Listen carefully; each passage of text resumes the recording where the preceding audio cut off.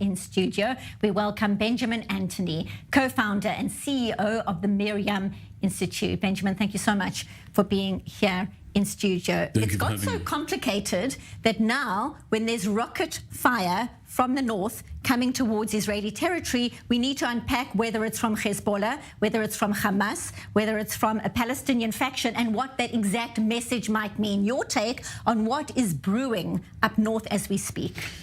So I think that what we bore witness to last Shabbat morning, last Saturday morning, was the result of the over-intellectualization of the assessment of our enemies. Now, it's not the time to lay into the senior defense establishment and the government of the State of Israel at this moment. That will come.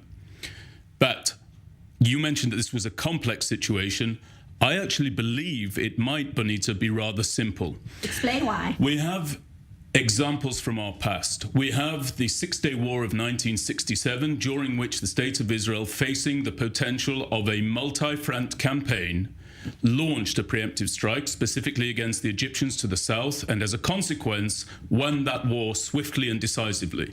We also have another lesson from the past, the Yom Kippur War, where the State of Israel waited and waited and waited. And I would rather see us, if it is to be the case of a multi-front war, follow the example that we saw in 1967 during the Six-Day War, and eschew the example that we saw in 1973 during the Yom Kippur War. So let me say it clearly. We face a situation where our society is reeling emotionally from what took place adjacent to the Gaza Strip.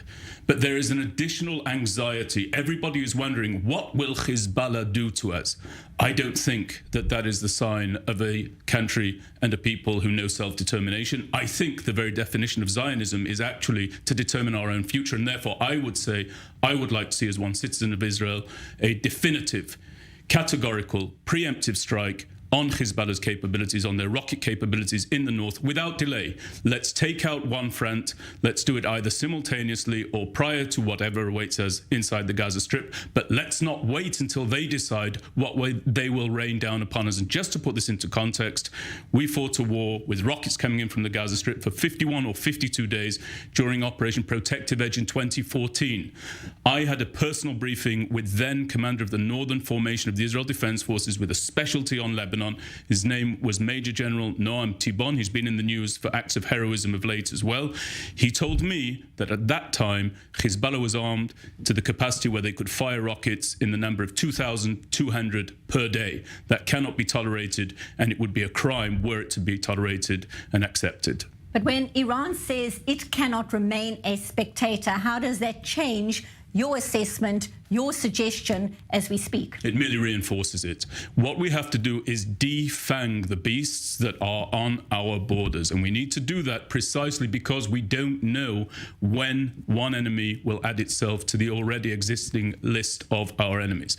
So we need to take out Hamas, we need to take out Hezbollah in southern Lebanon, and that will, of course, deter Iran from coming in, because Hezbollah is actually there at the deployment of the Iranians.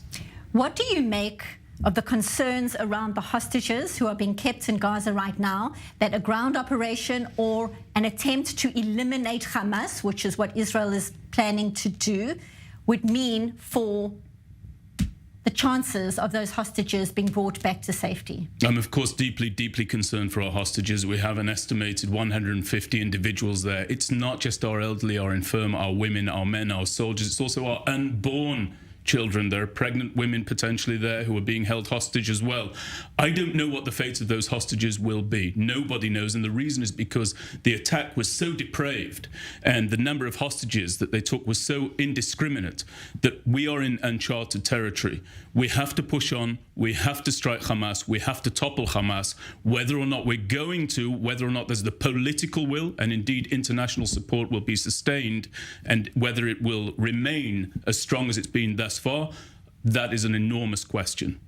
Egypt has closed the Rafah crossing, exacerbating the situation. for those who are trying to flee, for the Palestinian civilians who are trying to flee, notwithstanding that there is satellite imagery showing Hamas trucks blockading, stopping civilians from leaving, notwithstanding the fact that Israel told civilians to leave the area. And we had a recording earlier on in our shows of the IDF speaking to a Palestinian civilian saying that Hamas was stopping them from leaving. Talk to us about the humanitarian crisis that is going to be unfolding. You made mention of the optics from the international arena when hundreds and thousands of Palestinians are trying to get to some kind of safety when this ground operation takes place. Listen, I think the state of Israel has done more than is required of a nation in the situation that we find ourselves in order to reduce to its lowest level the number of civilian casualties on the other side, namely the Palestinian Arabs who live there inside the Gaza Strip. But I have to tell you, my appetite for concern for civilians is fully satiated by my concern for my own civilians, the citizens of the state of Israel, who are also our soldiers, who are also our citizens.